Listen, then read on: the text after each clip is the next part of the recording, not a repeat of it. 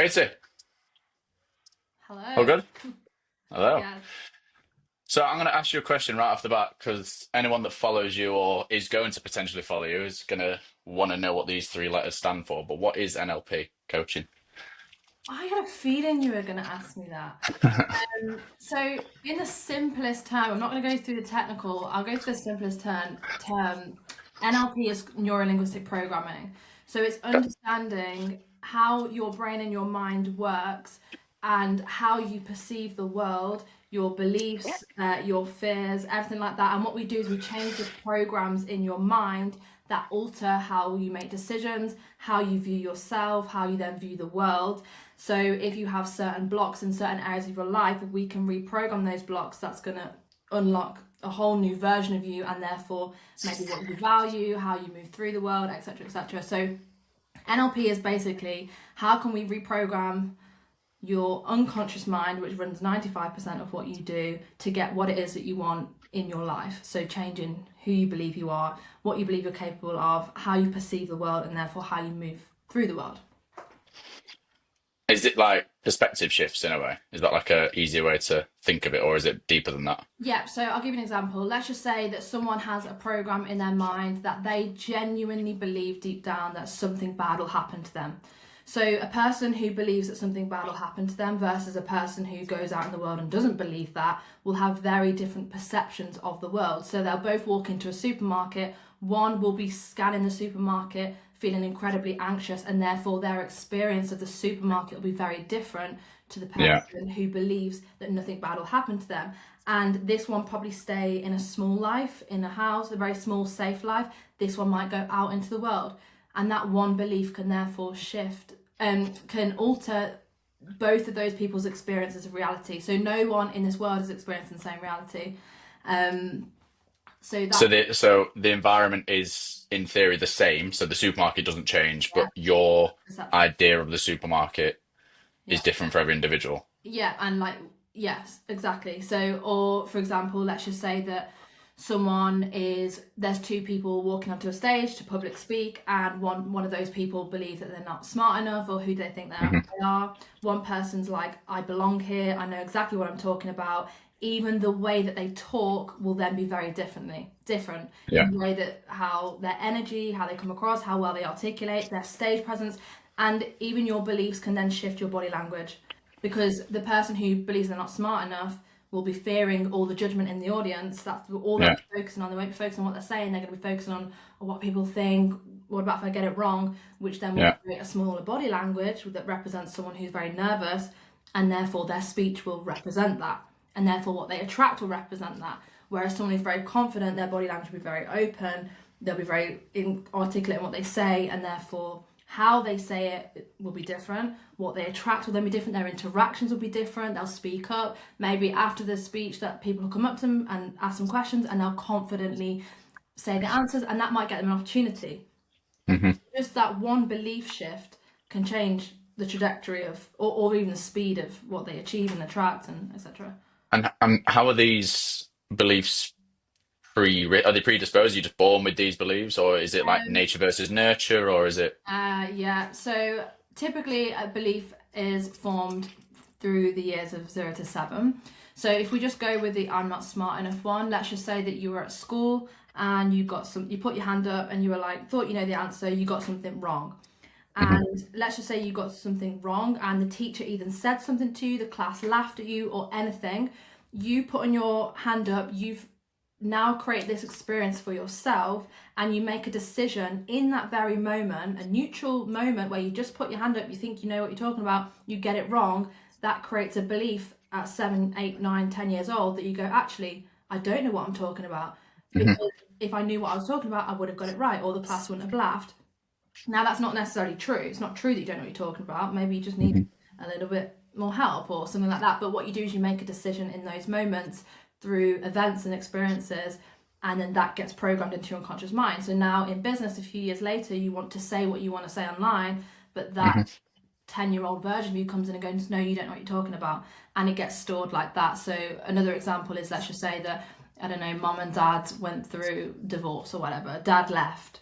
right? You make this belief when you're 6 years old unconsciously. You don't realize you're doing it, but as a 6 year old, you don't understand why parents get divorced. You don't understand. You make everything mean something about you. So you go, oh, dad left because if I was worth it, if he loved me, he would stay. No, dad Hmm. doesn't leave because he doesn't love you. There's multiple other reasons why dad may leave. The marriage might not work, or maybe he has his own things going on in his head. Maybe he doesn't have the emotional availability. Whatever it is, there's so Hmm. many other reasons, but you don't understand that as a 7 year old, for example. So you make Hmm. everything mean, and these all get stored in you. These don't have to happen between 0 and 7. There could be a big life change in Hmm. your life. It could be through GCSEs when you're feeling hyper stressed with work and you feel like you can't handle more. Now when business grows, you feel like you can't handle more, etc. Hmm. So that's where And that. do you find these are things that people are aware are affecting them, or do you think it's more so they're like, is your job more to diagnose and find the issue that they have, the reason they represent themselves in a certain way or feel a certain way in a certain environment, or is it more so, okay, I know this is the issue, how do I deal with it?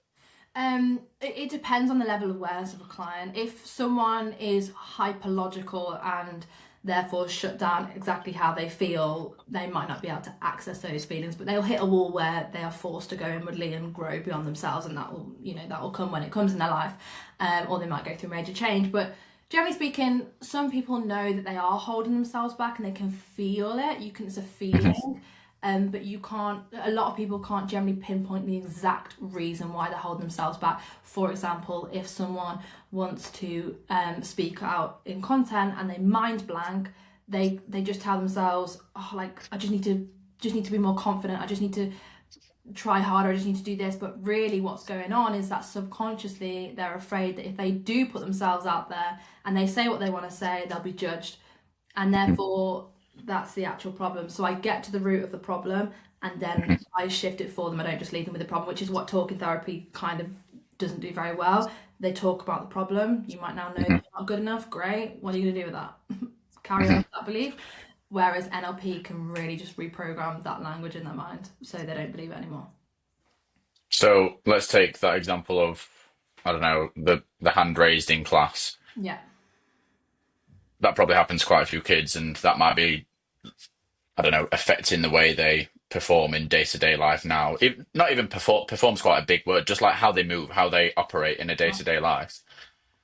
But they have no idea that that was the thing that set it off. Do you think it's a series of things that reaffirm that thing constantly over the years? So are you constantly looking at what, where does this come from, and reverse engineering from that to then go, okay, Yeah. So here's what happened. there'll be a time in their life when it was created. So let's just say that in the classroom, that's when the belief was formed. Now you have a part of your brain called the reticular activating system. So if I said to you, I don't know, go and find a red car outside, you would see all the red cars. I'm sure you've heard that Hmm. before. And if I said, did you see the blue car? You'll say no, because what you are looking for is what you'll find. So Hmm. if you believe you're not smart enough, what are you going to do? You're going to look for all the evidence to stack onto that belief, because your mind's trying to keep you safe. It doesn't want you to go and say what you want to say because it doesn't want you to get hurt again and relive that emotional experience that you created when you were 7. So it stacks evidence, stacks evidence. Oh, see, I got that wrong. That means I'm not smart enough. And then compares to everyone else who speaks really well. Oh, look, well, they know what they're talking about. Makes you feel like you don't know what you're talking about even more. That stacks up, stacks up. And then that part of you gets dulled down. The part of you that confidently in the first place put your hand up in class before that belief even existed, it gets dulled down, and that part of Hmm. your personality gets dulled down, and then you might operate from a different part of your personality that's less expressive or intelligent or whatever it is. And so you look for evidence for that. So I would say, like, what you're trying to say is it came from that recent event, but you stack the evidence that keeps Hmm. part of you down.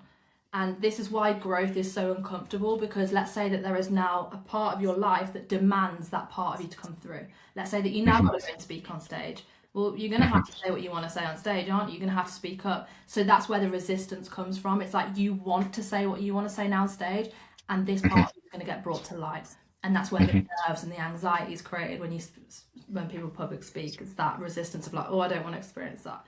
But Yeah, yeah, yeah. if the belief, let's just say that you've got this part of you, we now reprogram this belief, this part of you comes to light, and now you've got a fuller version of you that's more confident, that's like, right, let's go and say this, because now you're not Hmm. worried, there's nothing bad associated with it. So whenever you hold yourself back, it's usually because something negative or bad is associated with doing that thing. And that's where the Hmm. resistance is. And do you think this is similar in like when people have social anxiety, or not even like the big things like you're saying, like going on stage and talking in front of hundreds of people? I've never done that. I think I'd crumble, to be honest. I know you have, but even in like social situations, like I was at a wedding this weekend, for example, and I don't know. I feel like I've got better with it and better with it and better with it, but there's always this like hesitation or reservation going into those environments of like, do you know what I mean? This uncomfort, this what Yeah. do I say? How do I act? Am I standing right? Am I holding my beer weird? Am I these My, millions of thoughts a second yeah. that you're constantly assessing? Is that linked to that? Yeah, that could be linked to a different belief. It could be linked to, it probably won't be smart enough. It'll be linked to a different belief. And what happens over time is that, let's just say that something happened at school that created those thoughts for you, because those, you weren't born with those thoughts, right? Let's Yeah, say yeah. something happened unconsciously that, I don't know, someone said something at school, or you just made this judgment of yourself at some point, you make this judgment, you never truly see the real you. Then what happens is you form this identity of maybe being the shy one in social situations. Yeah. Because when you believe that you are shy or whatever it is that you believe about yourself, you start acting like that. And then what happens is that other people start perceiving you as that, labeling Hmm. you as that. And therefore, it creates this identity that if you then walked into this wedding and you were super confident, super outspoken, you create cognitive dissonance, which is where you Hmm. act in misalignment to who you believe you are. That doesn't mean that this is the real you forever. You could become Hmm. extremely confident if you wanted to do the work on it, but that misalignment, it feels uncomfortable. Like a shy person wouldn't just suddenly walk into a room and be really confident. It doesn't make sense to their identity. Hmm. It's too unfamiliar and uncomfortable. Um, so I can't remember what your question was, but that. Do you think environments are triggers for these types of things as well? So, to give an example, I purposely, as I imagine a lot of people that have gone through a similar situation, move out of their hometown. Like, if I go back to my hometown now, it's not, I have no problem with my hometown. I love all the people there, I have friends there, I have every, but I very quickly go back into a previous narrative of myself as this is who I was in this area. Yeah. And if I go back there, it's not necessarily in line with the person I'm trying to become every single day. So I have to physically like rip myself from that place so I don't do those things. Yes, yeah, because your environment creates who you are. You have a sense of who you are in a different environment. So, and that your identity shapes so much. So your identity of who you were in that environment made sense to you at the time because that's who you were, and the environment fits that. Whereas if you Mm, look at who you are now, you don't relate to anything that is of this identity now. Like the people you're around, maybe they don't exist in this environment. The mm, drive that you have, maybe they don't exist in this environment. So when you go to a new environment, it pulls out parts of you, whether helpful or unhelpful. And that's why people, when mm, they go to a place, are like, this feels right because mm, it mm, feels in alignment with who they're becoming. So your environment it's not the environment itself, it's who it allows you to be. So mm, if you have loads of associations with old behaviors and old habits and people in an old environment, then you go back to that, and maybe there may be some slight temptation or old parts that might try and come in because that's what's familiar. mm, So that's why environment shapes so much. And even if, I don't know, let's just say that you grow even more and then you move to a new environment, well, this current environment would then feel the same. mm, You've mm. grown past your environment, it won't ever feel the same. And how do you go back to those environments being the new version of yourself?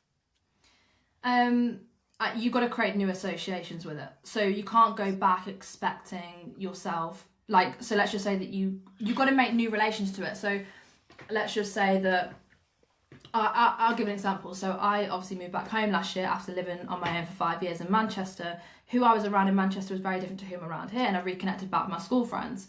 I'd grown so much that when I came back, I was like, oh, I'm not sure how this is going to go. I haven't seen my Mm, school friends in years. But then I've got to decide, well, I'm not expecting entrepreneur Katie to create friendships with my school friends because they're not mm, entrepreneurs. So if I went into them expecting myself to have that, that's already creating that resistance for me. So I go in and mm, go, right, what role do I want these people to play in my life? Well, I want them just to be my friends, like just the mm, Katie without the entrepreneur, Katie without the NLP, without all of this.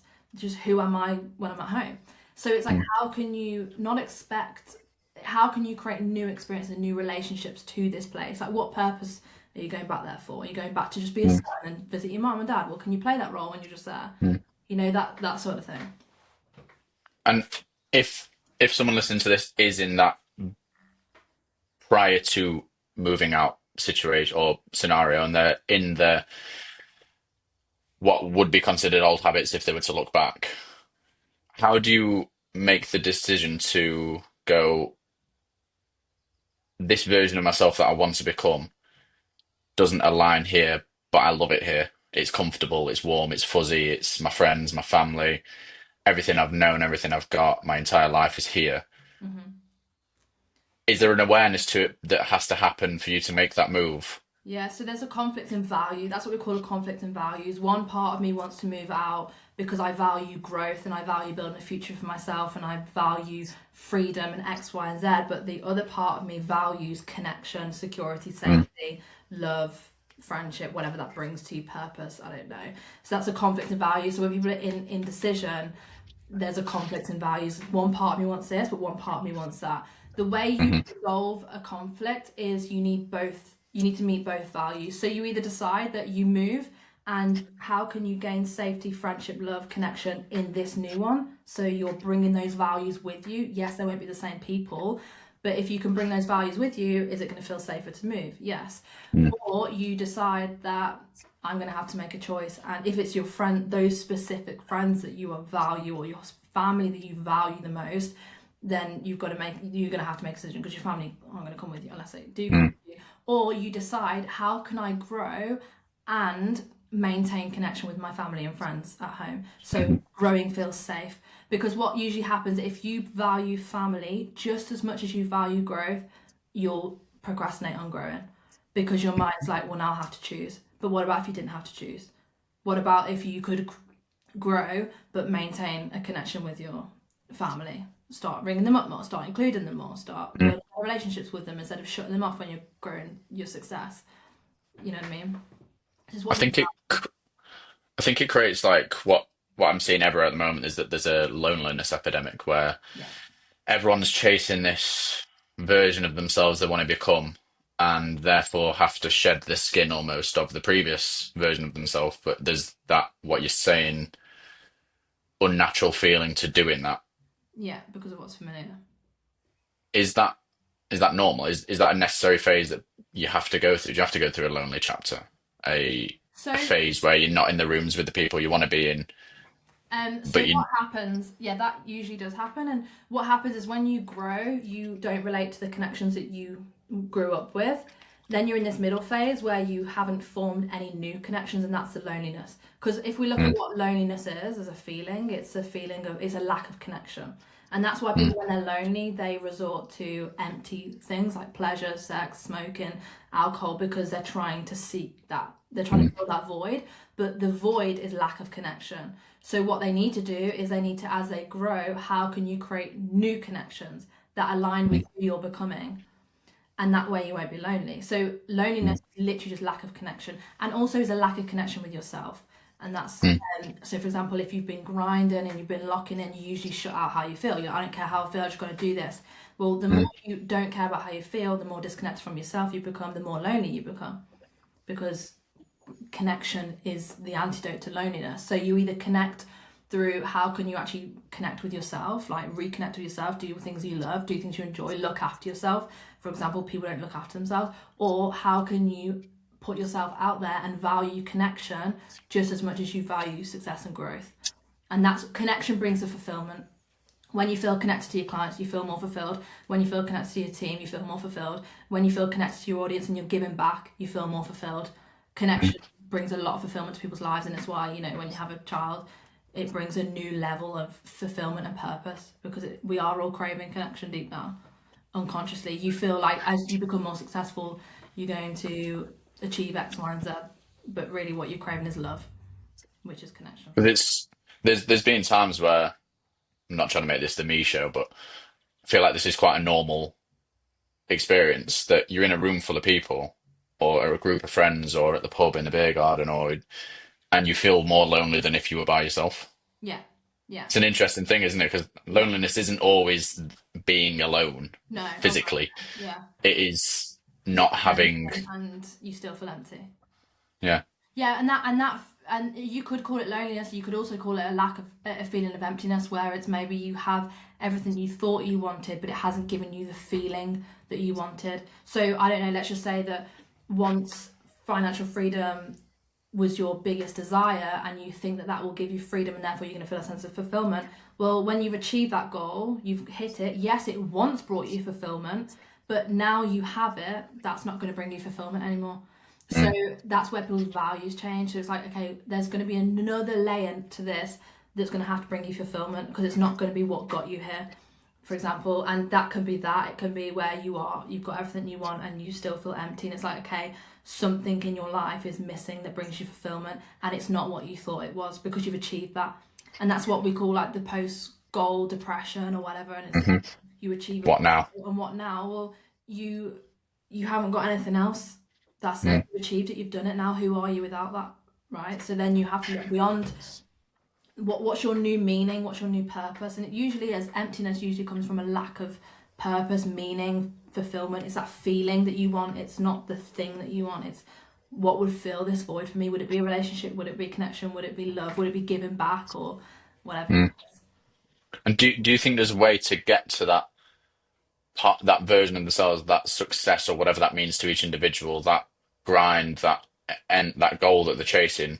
Do you think there's a way of doing that while keeping the connection, the version of themselves that they currently are, and enhancing elements of that? Or do you think it's just a case of the people that are aware of this that are going, yeah, that makes sense, I feel that?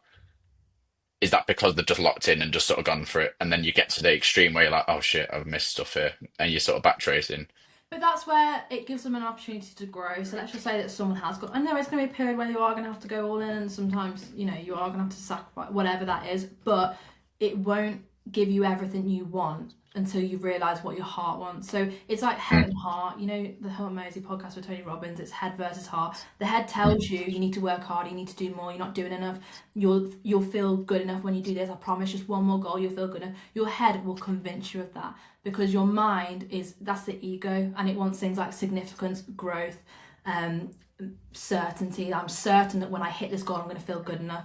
And that's a program, and that's coming from mm, lack and insecurity. And that's why you start the thing in the first place, to feel enough, hmm to whatever. But there's going to be another part of you, which is your heart. And that's like the real you underneath all of these programs. And that is the things like the purpose, the meaning, the fulfillment, the love, the connection. And when you have both, that's when they say you're rich in life, because you've mm, achieved what you want, but you feel fulfilled at the same time. A lot of people achieve what they want but feel very empty, and then that's when they're like, oh, what was all this for? What's the point in this? And they say, is it even worth it? Well, it's not. It feels like it's worth it, because of course you wanted that, and there's nothing wrong with that. And I think people they're like, oh well, you shouldn't be achieving that much, it's not worth it. It is worth it if you have the things that you value as well. mm, So if you've shut out love, and you've shut out relationships, and you've shut out these things because you don't feel that they're important, they are important. But you haven't realised that, and maybe you had to get to this level to realise that, because at mm, the start, all you care about is success. You don't care about anything mm, else. You're like, I don't care about anyone else. I'm just going to get to where I need to be, because that's survival. When I get here, hmm I'll feel enough. When I get here, I'll be financially free. When I get here, all these rules, that's survival. mm. Then you get there, you've achieved it, great, boom, done. Right, now what's going to make your life full, like feel full? I'll be happy when.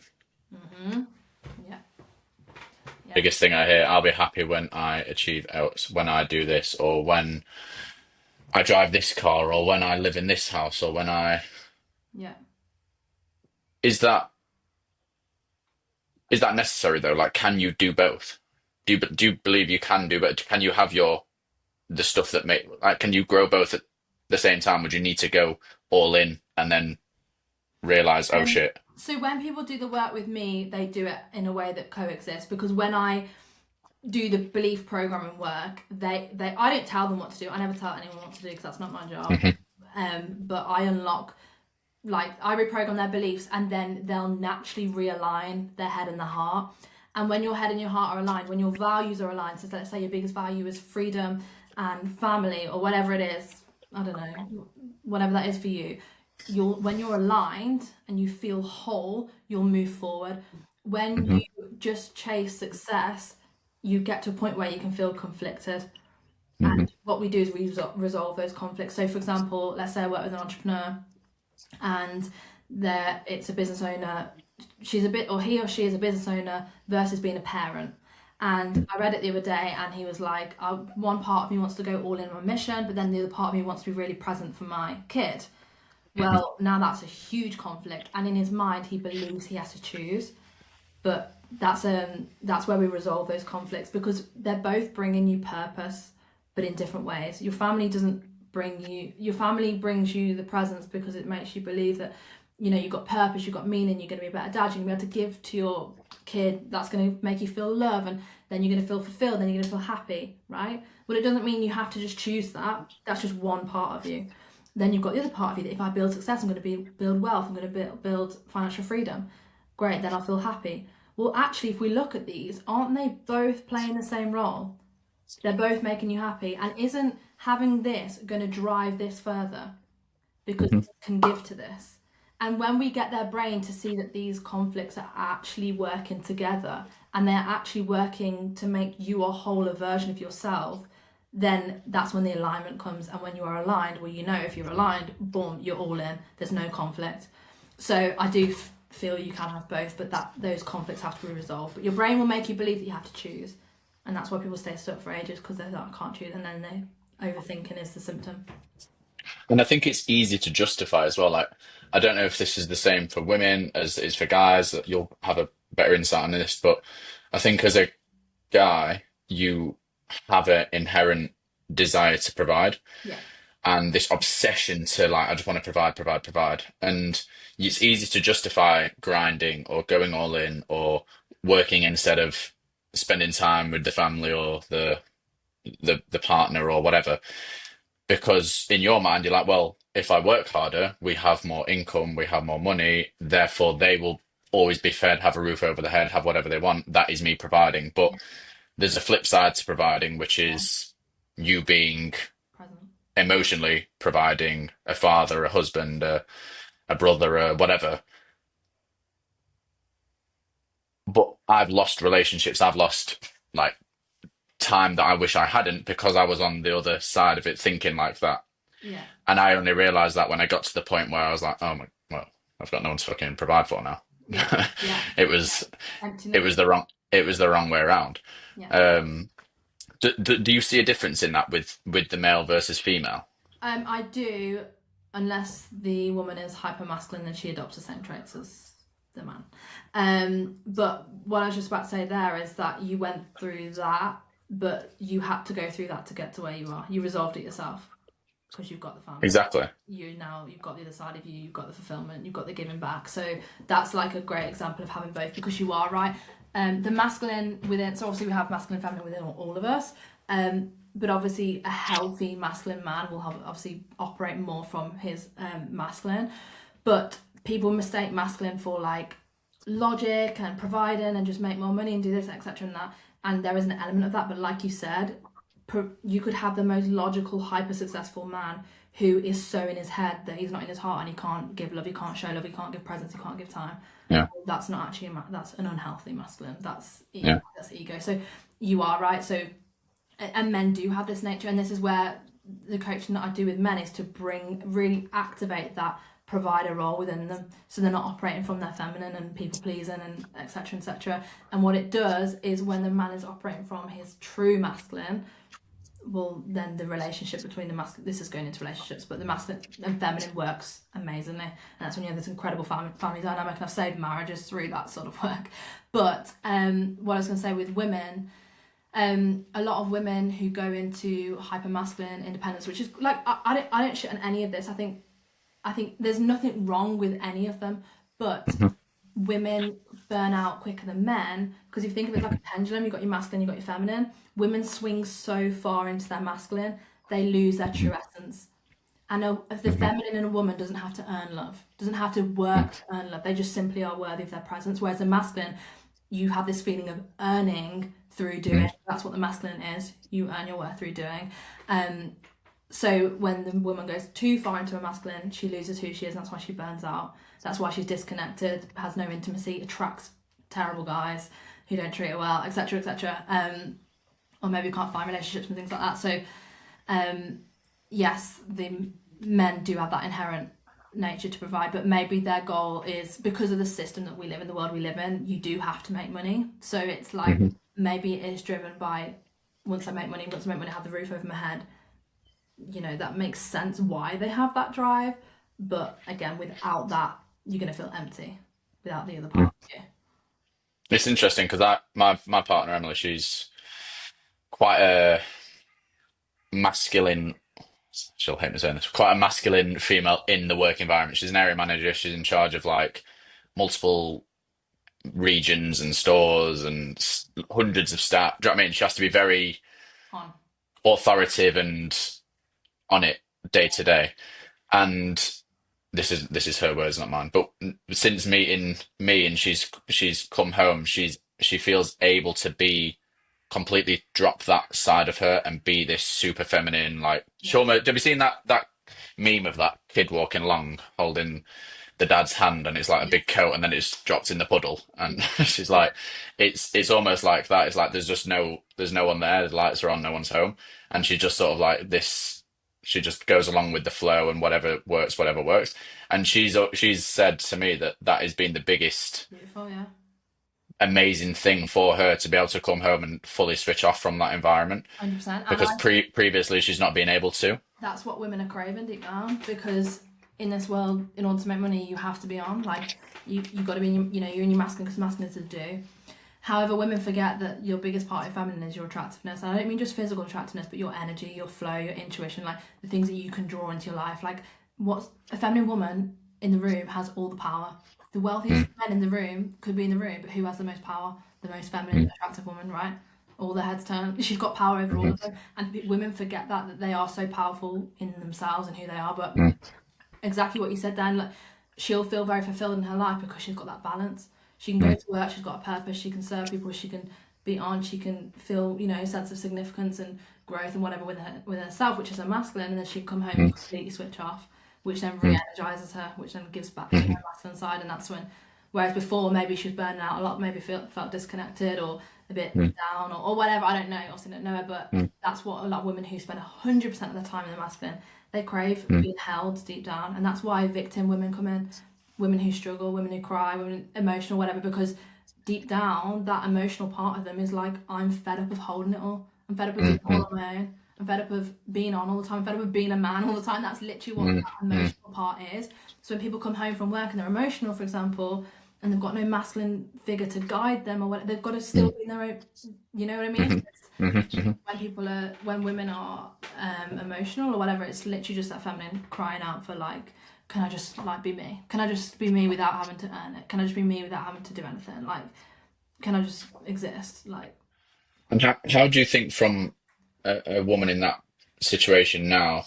Because you don't have to be like the most successful woman in the world to feel like this, right? Like every woman has oh this yeah, on no, yeah, on in the day fade. Like they no, have to, to exist, you have to, yeah, yeah, yeah, yeah, to show up like that every day. So it's quite easy to just say, "Oh, just find a masculine man that you can just be oh yeah, yeah. a feminine around." But like in application, how can you do that without, or how do you attract that type of person, or how do you live without that type of person? Like, is Yeah, there a way to have that same come down that you need yeah. to then operate better day to day? Well, if you look at the feminine, it's like nurturing. So the nurturing that you would want from the man, well, can you give that to yourself? How can you pour into yourself so much? Like, so much that, like, when a woman pours into herself, she just glows differently. Like, it's like, you've seen, like, a tired, like, woman versus a woman who literally pours, and I don't mean, like, putting his makeup on anything, but, like, pours into herself, looks after herself. That is so attractive for a woman. It's like a man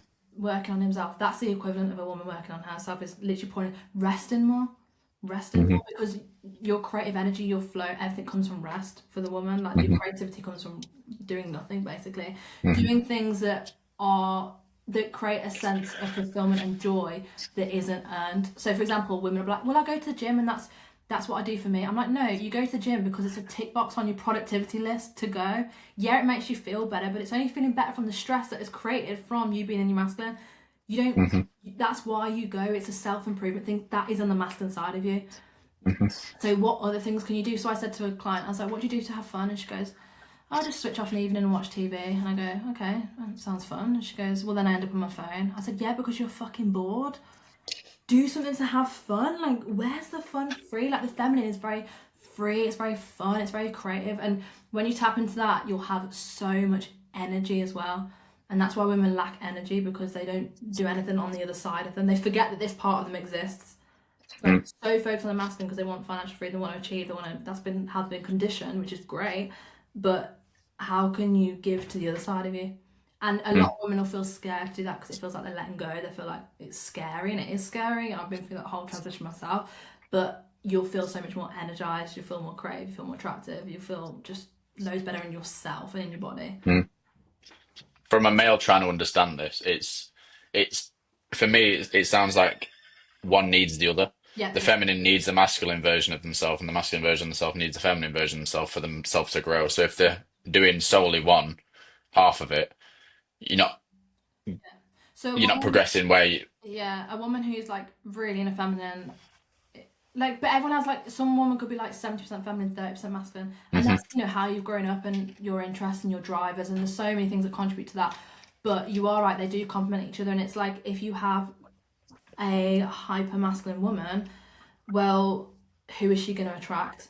A feminine man, because in order attract for attraction the to exist, balance has to there be has there. to be polarity, and Yeah. the higher the polarity, that the attraction strongest, whether you want it or not. So you'll see hyper masculine women be like, I need a man who's more masculine than me. Well, if you're up here in masculinity and you want a man who's more masculine than you, Mm. well, you're going to be competing. There's no attraction Mm. there. Hyper masculine men aren't attracted to hyper masculine women because it doesn't make sense. So Mhm. actually, if you look at it from relationships and things like that, actually there's a lot of benefit from women dropping into feminine as well. It doesn't mean they have to lose Yeah. their masculine, but both get to coexist. I can't remember your question. I think you answered it. Yeah. What's like a grassroots start today 3-step way to be more feel more in line with themselves, like have the masculine, have the feminine, and progress? Like, is it like you said, rest more, go to the gym, and it not be a productivity tick box, or Yeah, I would say pursue a like, side hustle, or is that? are you on about the women or the men or both? Let's do women first. Women go Yeah, for first. women, like, it's like, how can you have more fun? Like, how can you have more fun? Like, I look at women and I think the most miserable women, and I look at them, I'm like, you're not being the real you. Like, who are you underneath all the productivity, all of that? Who is the real you? Where's that Mm. fun? And women be like, oh my god, my man took me out on a date today, and I feel so feminine, I feel so giddy. Why do women go giddy when they're on a first date and they get butterflies? And that's a version of them that's so attractive, right?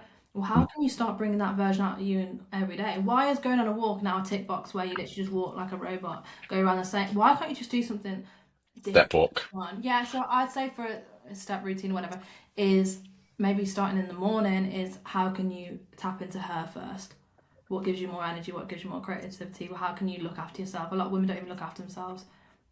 Like, for example, productivity comes first, which is fine. It works, but then I've had women come to me and they're like, oh, I haven't had a shower in 3 days. I'm so stressed. I'm so this. I'm so that. And they think that obviously the more successful they become, the more attractive. And it's actually looking at like, where's you in all of this? Mm. So say for a woman to feel whole, if that's what she wants, if you want to be hyper masculine, etc., and that's absolutely fine. I'm not against any of this, but if you want to feel more whole in yourself, is how can you feed this other part of you? And for men, men, in order for them to truly feel fulfilled, and I think part of this in actually both realms is putting yourself first. So a man who is very purpose and mission driven, as soon as he gets in a relationship and he loses himself, what happens? The relationship dies because he Mm. now resents his partner. But what he's doing is actually resenting the fact that he can't put himself first, for example. So it's how can he stay aligned with his own values and make sure that he's meeting his own needs as well as the partner. It's crazy, isn't it? Because this is all going on and no one's aware.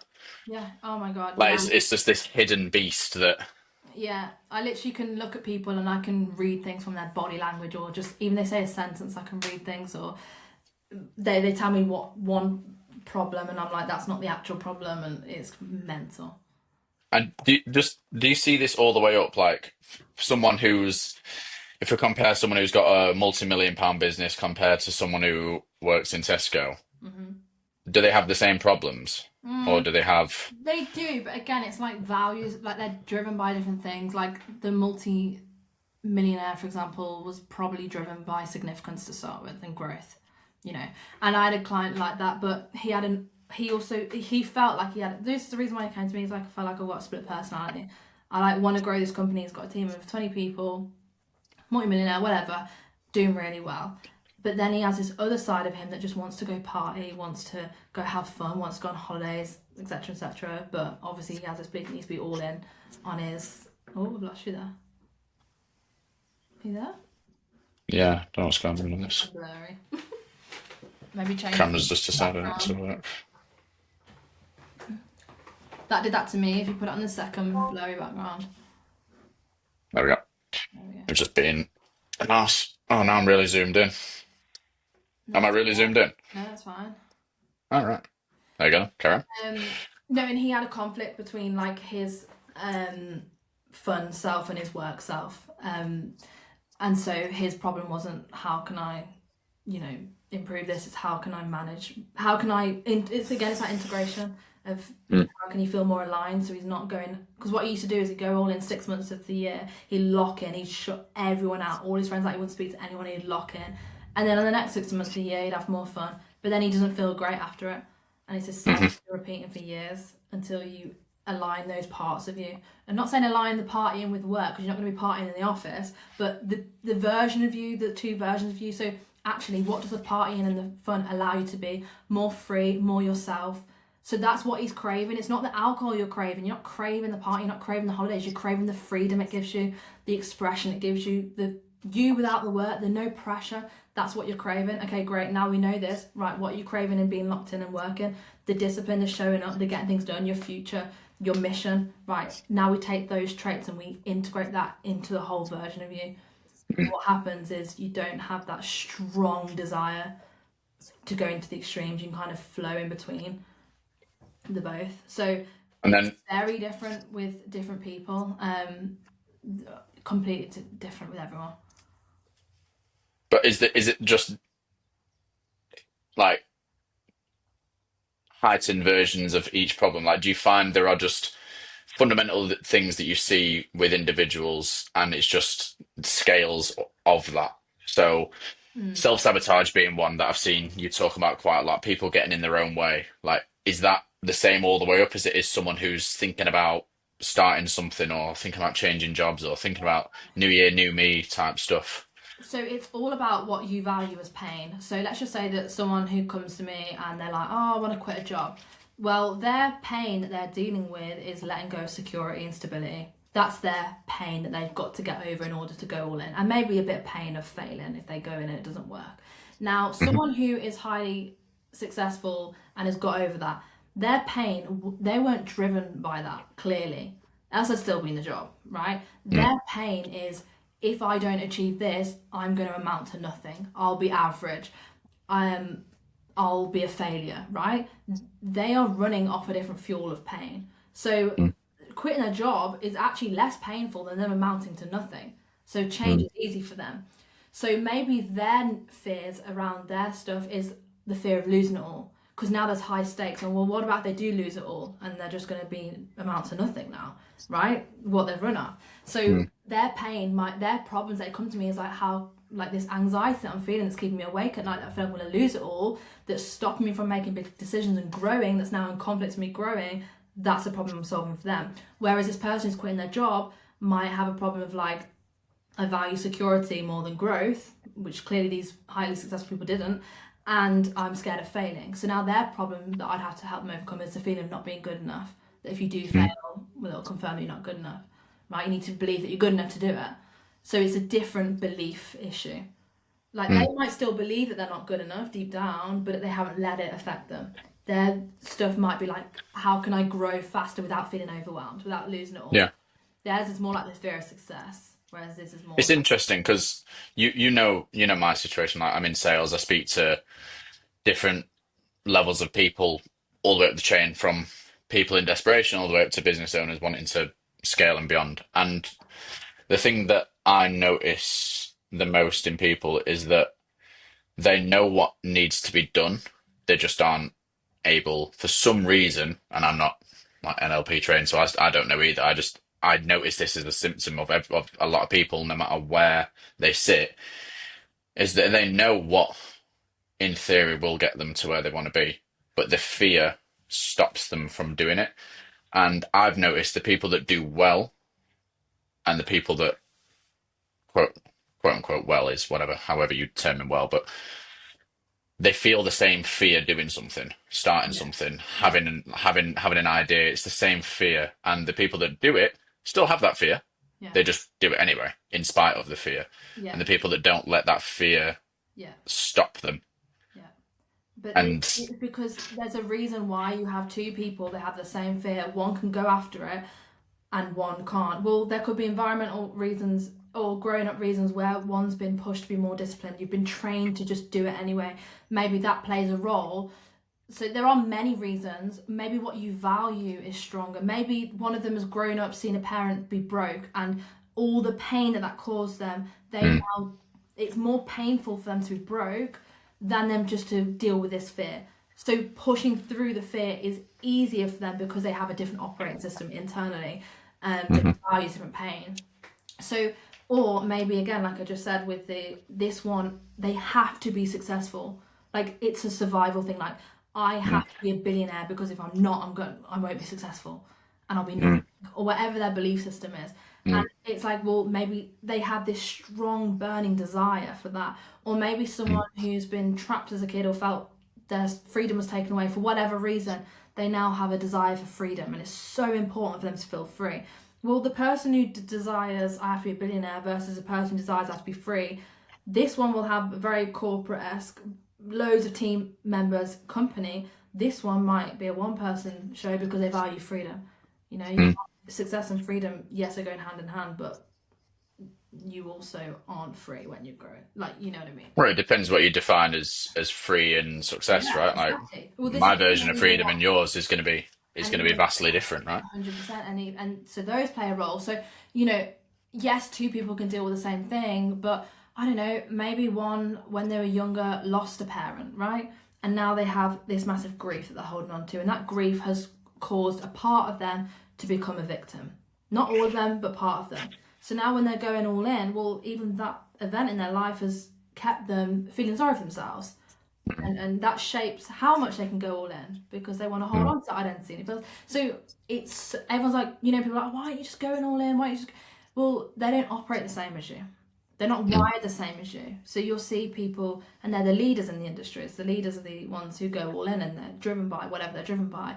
And you know, other people look up to them. They try and be like them. Well, you can try mm, and be like them, but you're not wired the same as them. mm. So you need to find Because out what it's works for you. And I think it comes down to what decision you're facing as well. Like the super successful business owner that's not scared of taking any risk to do with finances or business or investment or whatever might be absolutely terrified of getting on a plane by themselves and going to travel America or Asia or Australia and going to do this big thing. But someone who would never think twice about spending even £10 on a course to potentially learn a skill and improve themselves would fly to across the world in a heartbeat, Yeah. So it's not all about right? There's success. no fear there at all. So do you see that as well? Yeah. Are people just trying to live lives that they shouldn't be trying to live and should focus on a different lane that might then end up getting them where they want to be anyway? I agree, and I completely agree with that. And I think you've got to ask. Yeah, I completely see what you're saying, but because also like social media can portray like super successful, but like you said, well, if they can't even go out to a restaurant on their own because they've got social anxiety or they panic, or you know, how Mm, enriches their life, for example. mm, But maybe they mm. only care about that, and that's okay. And it's like you know, it's I don't know. I see what you're saying with that. It's like it depends what your rich is because maybe you only want to be rich in that and you don't really care about that, but maybe you want to be rich in all areas of your life. Well, what is that to you? You know, Because have you heard of chaos theory? no. So where similar to like the butterfly effect. So one small decision that you make today could put you on a completely different trajectory of life to get you to places you didn't even know would exist. So to take myself as an example, I got my personal training qualification because I wanted to be a personal trainer, and that was just my decision. Want to be a PT, get a PT qualification. That made sense. Little did I know that that would then lead to happen to find someone that would take me on in a sales role to then do well in that sales role, to travel the world, to meet this person, to start this business, to, do you know what I mean? And it's like, now I look at my life and I go, fuck, what if I didn't become a PT? Even though I have nothing to do with being a PT is my reality today. So it's so easy to say to people, and I'm a victim of this. Like I say this to my clients, I say this to people all the time, like write your goals and reverse engineer. But what if you don't know the path? Is it just about moving and guessing and trial and error and seeing what happens? And I think that's where your intuition plays a massive role. And if like it's a feeling, you know, if you're sort of heading in the right direction or not. And mm, you know, for example, I'll give a small example of this. I went to the gym one time and this guy was like, "Oh, do you want to come salsa dancing after the gym?" And I was like, "No, I've just done a leg day. Of course, I don't want to go freaking salsa dancing. I'm sweating." And he goes, "Come on, let's go." And I'm like, "Fine, I'll go." And I went. I absolutely loved it. And then now I've danced all over the world. Right? yeah. I didn't even know it Is that existed. how that started? Yeah, I didn't even know it Is it? existed. Wow. You know, so and another thing intuitively. So I when I studied neuroscience psychology, I just knew that I wanted to do something with humans. I couldn't.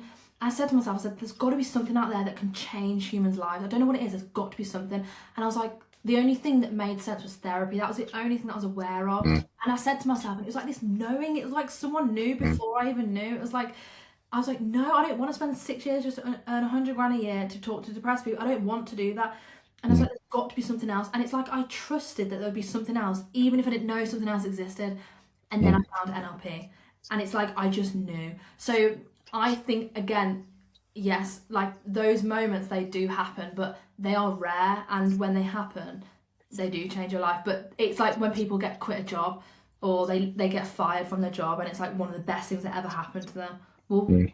thank God that happened. And I believe in that sort of stuff. I do, 100%, yeah.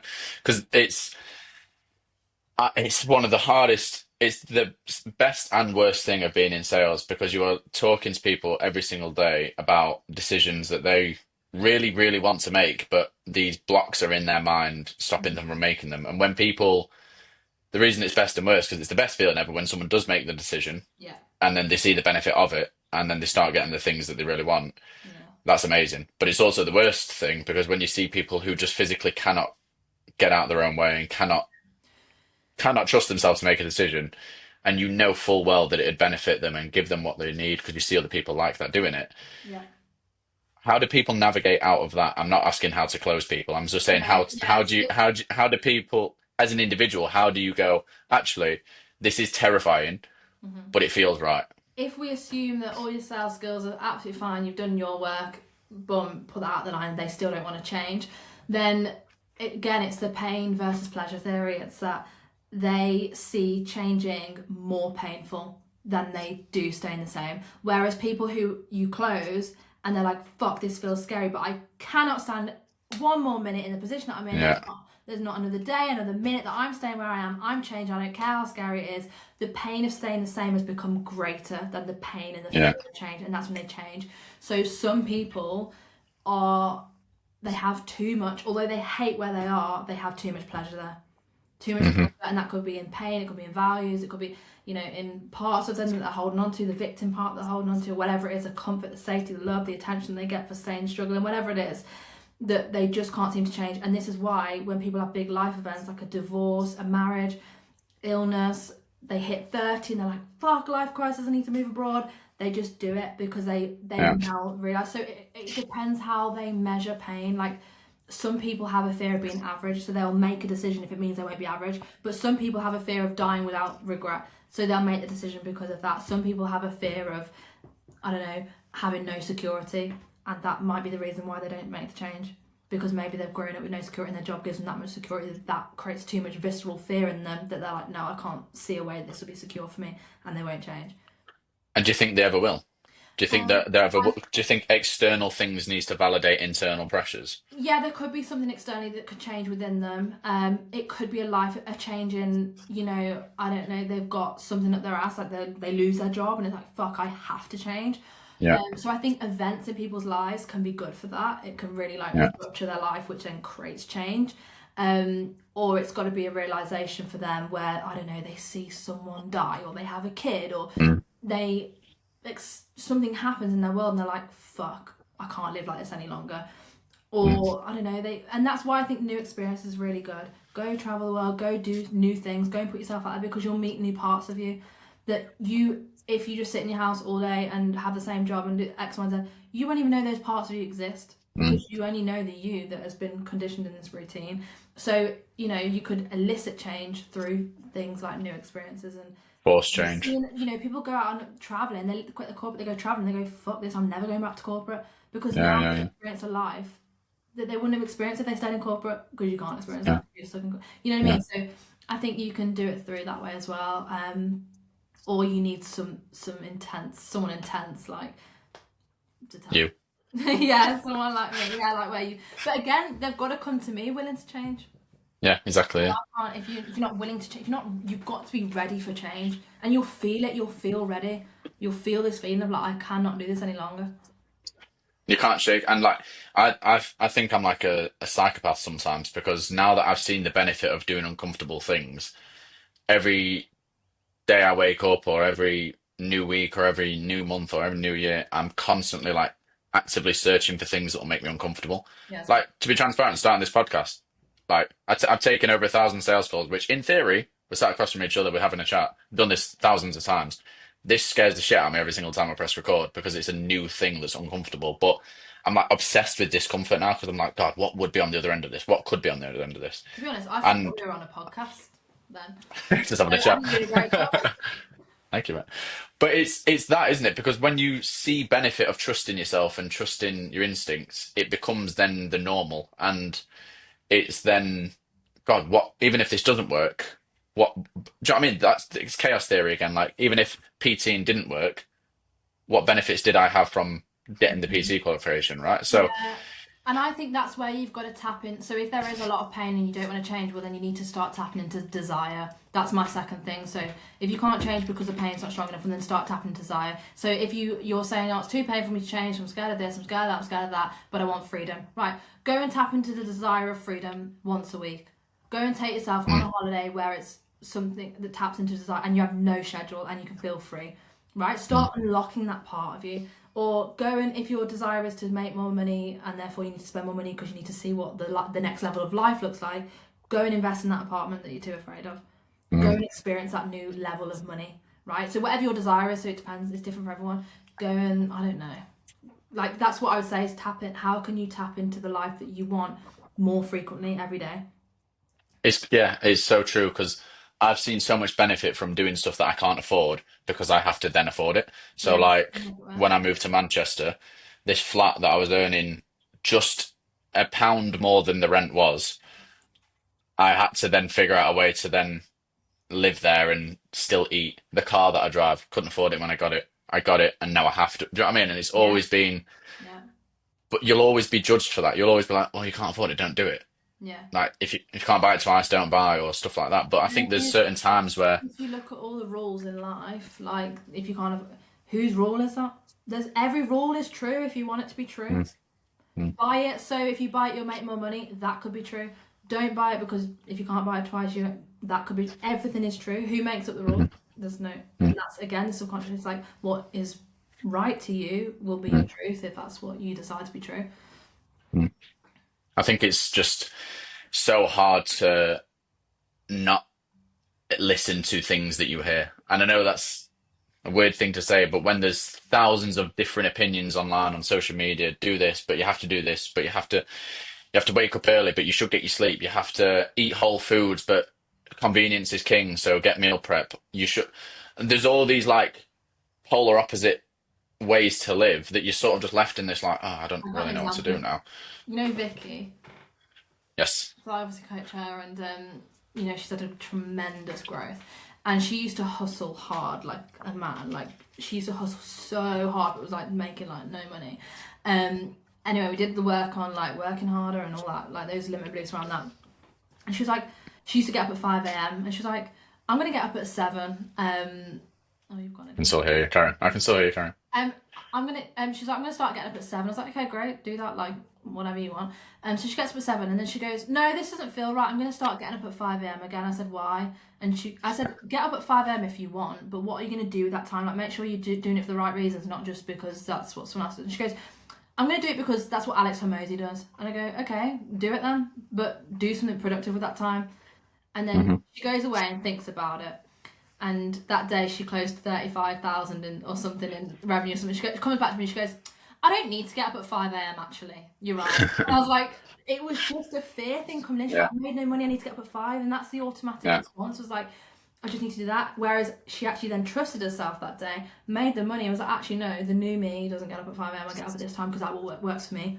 You know, so it's different for everyone. So I think that's where you have to tap into trust. And do you think proof then dictates next steps? So, like, if for example, in that scenario, she didn't close that 35K that day, do you think she'd have blamed it on getting up later and gone, oh, I think that didn't I work? think it wasn't the getting up late. I think it's that story in her mind of her old self coming in of like, you need to be working hard, you need to be working harder. But her working harder was barely making her any money at the start. She works less now. She makes a lot of money. So it's not necessarily the truth. So it can be the truth if you want it to be the truth. But again, what is the truth? Who decides that? Because, and I said, and the reason why she makes more money now by doing less is because, one, we've let go of the control that now she can hire and delegate, so she can physically do less. She's more confident. Great. So now you're not operating from security. Again, like I said at the start, when you operate from confidence, who are you? What do you attract? Things feel easier, right? A confident person, it's easier, right? So it's about who she is now that makes it better for her. So yeah, I think with those stories, it's like you gotta be like, it's just coming. How can you trust yourself? That's But it's so hard. I think it's hard to plan ahead in that environment, isn't it, as well? Because if she hadn't gone through those grind years and she always delegated, yeah. No, that wouldn't then be a need to do that, right? yeah, for sure. But she grinded, and then she got stuck, and that's why she came to me, because she was like, I Yeah, know it's not my skill anymore. I know it's not me not working hard because I'm working hard, and that's yeah, when yeah. those two things were now a limitation in her life. So they once were empowering, everything is once empowering until it becomes a limitation. So me being in control and me doing everything myself is empowering in the beginning when you're running it, but then you're going to hit a point where you can't do everything yourself. Now that becomes your limitation, and that's where your opportunity for growth is. So then that's when she came to me, because she realised that she was holding herself back. So I say that. But with the decisions, I think the biggest indicator that you're making the right decision is that you feel both fear and excitement at the same time. So if you get in your car and that voice is like, oh, but you shouldn't be getting this because you can't buy it twice and everything, but you feel deep down like, if no one was watching, you feel like, fuck, this feels really fucking good, but I'm really scared at the same time, but I'm just going to fuck it, 3, 2, 1, go for it. That's how you make the right decision. That's you trusting yourself. Because yeah, sure, mum and dad could be like, oh, what decision, why are you doing that? But they're projecting off their map of the world. And then if you listen to them, you're not listening to yourself. You know, that sort of thing. So Yeah.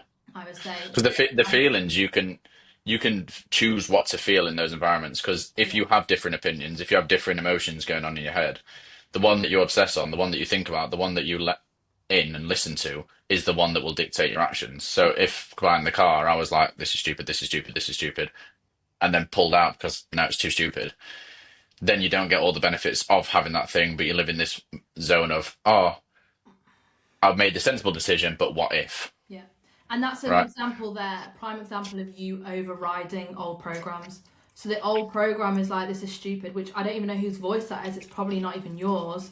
This is stupid, or maybe someone felt in, someone in the past made you feel like you made a stupid decision, and now that voice is there. Well, who's listening to the voice? You aren't the voice, right? But when you're making that decision, I would say to someone, it's like, you're hearing the voice. That means you're making the decision and not the voice. So, and and it's like you've then overrid and old program there, which then got you to a new level. That voice then becomes quiet and quiet over time because you're taking control, and that's how you. But the more often than not, it's not the big swings that dictate change or allow you to take next steps. Is those little tiny Yeah, decisions that you make that your previous version wouldn't make, that and then it dresses as the big stuff, like the moving city, the getting the apartment when you shouldn't, the buying the car when you shouldn't. They're just the big time, like the big examples of it. But it's the little things day to day that I've found that when I don't want to go to the gym, or if I don't want to do that extra rep, or if I don't want to run that extra kilometer, or if I don't want to wake up 10 minutes, whatever it is, those tiny little things that you do daily create that trust and proof in yourself that you can still live and operate and succeed and do better, even though you're not doing what you always did. Yeah, and it creates an identity within you. So then when you do make the big decision and that fear comes in, well, now you're relying on this version of you that you've been building. You've been building this version of you, who shows up, builds trust, handles it, does the things he doesn't want to do. So now when you make that decision, who do you lean into? Do you lean into fear, or do you lean into this version of you? You lean into that version, you make decisions from that version of you, well, you trust him. I've got one last question to ask you, Uh-huh. if that's all right. Yeah. Got time? Yeah. Do you believe in manifestation? Um, well, like your beliefs create your reality, like I've just said. So, the reason why people, I believe that you have, it's the three things that you have. You have your intuition, which is like your calling to do things. Like you said, you had a calling to do PT and then you got into that job. A part of you accepted that. You probably don't know why you accepted it, or maybe you do, but there's going to be part of you that accepted that for some reason that you can't explain. That's your intuition. Then you have your belief. There must have been a part of you that believes you can do it, or believes that you can make more money or something, or maybe you had to override old beliefs in order to create new belief. Then you've got the belief, and then you've got the action. So people who just manifest like, oh, I'm going to get this dream life, but then they don't believe it. So maybe they operate from an old source. So I believe in manifestation in that sense. I do believe that everyone has a purpose or a calling unconsciously, and maybe they haven't found it yet because maybe they haven't been through the life event that's created it, or this hasn't led to that, or whatever it is. And, people get pulled back. And if it's right for you, I believe you'll get called back for it. You see singers who take years off, they get pulled back to it. Tyson Fury can't take fucking time off his boxing. He always gets pulled back in, right? Because he clearly hasn't finished yet. So I do believe you have those intuitive things of like, what you need to do. Your unconscious mind takes in so many bits of information. You know so much in here that, and this is why experiences are great. And I think people who have a very closed life will struggle with that. But you just know so many things. You've seen things in the media, like you've seen things that create a thing, and then coupled with belief and then action. You gotta have all three. People like to define themselves as things that aren't necessarily true, that have just either, like you said at the very start, been a childhood thing that have just developed and manifested as the reality now. I.e., I'm scared of heights. Are you scared of heights, or are you just whatever? Have you just always believed that you're scared of heights? Are you a nervous person, or do you just believe that you're a nervous person? Are you X, Y, and Z, or do you just that's just what the story that you've written? Do you think that plays into people getting the thing they want? So part of the manifestation that I've found, I don't know if it was because of it or if whatever, but me writing it down every day and becoming obsessed with it and having this vision in my mind created an opportunity for me to live in that moment and go, that is a version of me that could happen, therefore it will or But also, does happen. who is the version of you that's writing that down? That's already the future you, because why would you have an intuitive feeling or a feeling that you need to write it down in the first place? So even the action of you writing it down is this feeling that you're meant for more, not even what you're writing. And then what you're writing is great because it creates a vision. And whatever you focus on is what you feel. If you focus on the vision, you're going to feel excited, right? Take action from excitement, etc. So, yes, it's that. But like for me, I used to, like, when I had an eating disorder, for example, I used to journal every day what life would be like without an eating disorder. I was literally manifesting not having an eating disorder. So I was like, oh my God, I'm going to feel free. I'm going to be able to look at a menu. I'm going to be able to do something. I'd write vigorously every day of my life. I was so desperate to not have an eating disorder because I knew that my dreams aren't going to be achieved whilst me having an eating disorder, right?